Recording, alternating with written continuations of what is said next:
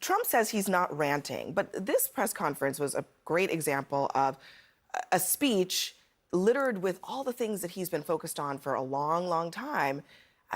Is he capable, really, of staying completely on message here? No, of course not. This was not a press conference, first of all. This was a campaign rally speech. He even had his supporters there at Bedminster, and he fooled the press once again, by claiming he was going to have a press conference. He spoke for 45 minutes before he even allowed a question to be asked. And when he did, he was just filled with lies over again. He made this comment about, what is it, more than 100% of new jobs that are created. I'll play it. So just so you don't have to paraphrase what it was. Listen. Virtually 100% of the net job creation in the last year has gone to migrants. You know that? Most of the job creation has gone to migrants. In fact, I've heard that substantially more than beyond the number of 100%. Beyond a number of 100%. I guess I need my calculator so I can go shoplifting with Donald Trump, because clearly you can't have more than 100% of jobs going to migrants. You can't even have 100% of new jobs going to migrants. It's not only mathematically impossible, it's just plain stupid. And how does this guy get taken seriously? How is it that he is a presidential candidate for the highest office in our country when he can't even complete a press conference without spewing lies and misinformation and obvious falsehoods? If you want to talk about misinformation, we can talk about Kamala Harris's Google ads, like literally taking headlines from mainstream media and rewriting them, which should be against Google ads policies. But what's stupid is allowing people, criminals, to go into stores in California and not being able to arrest them unless it's $900 or $950 and more. The problem is that that's not actually what's true. And you see That's not videos actually of what the people law is. going into stores in these blue cities and blue states, stealing merchandise and not being stopped. We've all seen these videos. So but should Donald Trump not be allowed to go into a store because he's a convicted criminal? Well, I don't think anybody at this table should be surprised that Donald Trump stood up for 45 minutes, an hour or more, taking questions, giving a speech, because if you're holding your breath for an Oscar nod, that he did that, don't hold your breath, because no one's going to believe you. This is what he does. He stands, he gives speeches, he takes the questions, he gives the answers. And to date, more than 3 weeks in, Kamala Harris hasn't given a single interview. She hasn't come on your program. She's not answering questions. It's Kamala, first of all. It's not Kamala. It's Kamala. And she's not yet the candidate. She's only been in office, the candidate for 3.5 weeks. She's been vice president for 3.5 years. Yeah, and Trump went a whole primary season without even doing a debate. And half of America isn't stupid, because the Republicans in this country voted for him, nominated him. She didn't earn a single vote in the Republican But it's a false equivalence between what Donald Trump is doing as an autocrat, as a fascist, as a dictatorially inclined man.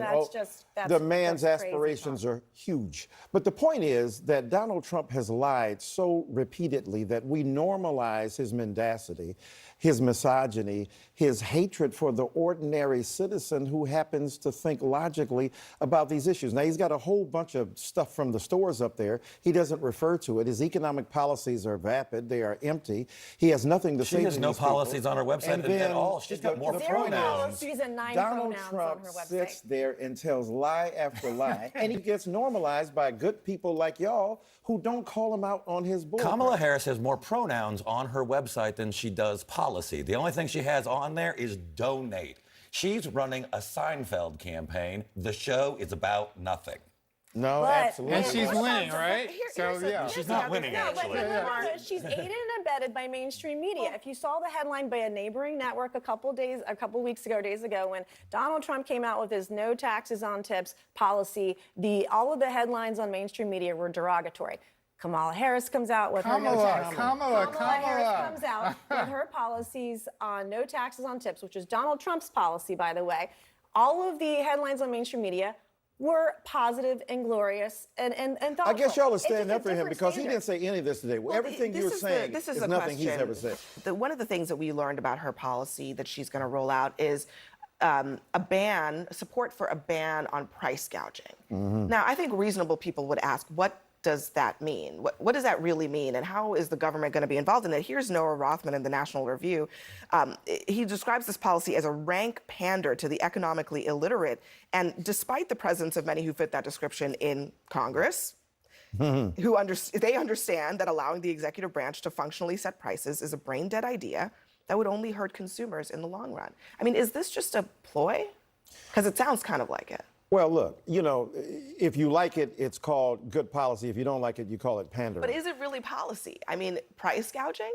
Look, if she could do that, Lord have mercy. I mean, she might need to be the Pope as opposed to the president, but she's able at least to set the tone. Here's what's important. First of all, in terms of Kamala not speaking about, Vice President Harris speaking about issues, if it ain't broke, don't fix it. Everybody has said that what she is doing is genius in the sense she's out-Trumping Trump. So Trump is pissed. Her campaign is being operated from a basement. Well, hold on, let me just finish.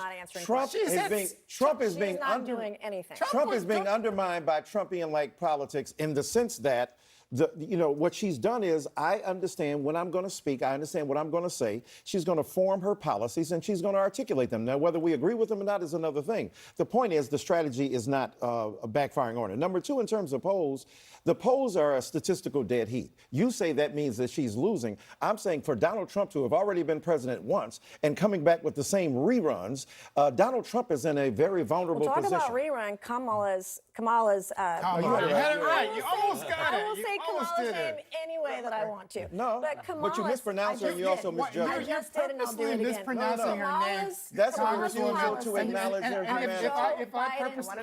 If I purposely mispronounced your name, that would not be appropriate. Policies are Joe Biden's policies. She owns it. You're normalizing that kind of viciousness, man. 33 times. But it's she was the deciding vote. She was the vice on Joe Biden's bills. She was 33 times the deciding vote on Joe Biden's bills in the Senate. Let me just say this, because this Congresswoman is a wonderful human being, but when you disrespect Kamala Harris by saying you will call her whatever you want, I know you don't intend it to be that way. That's the history and legacy of white disregard for the humanity of black people. So now you're calling me racist. I didn't say. I just said you weren't a racist. That is complete. You don't have to intend racism to accomplish it. You are intending that I am Your disrespect of Kamala Harris is part and parcel of a tradition of disrespect. Why can't you just, Congresswoman? Why can't you just? I'm not calling you a racist. I'm telling you what the practice is racist. You are. You absolutely are. Let me get No, what's disgusting is your disrespect of her. Professor. This gentleman said, I didn't know her name. He's trying to do it. Is her disrespect of women. She doesn't know what a woman is.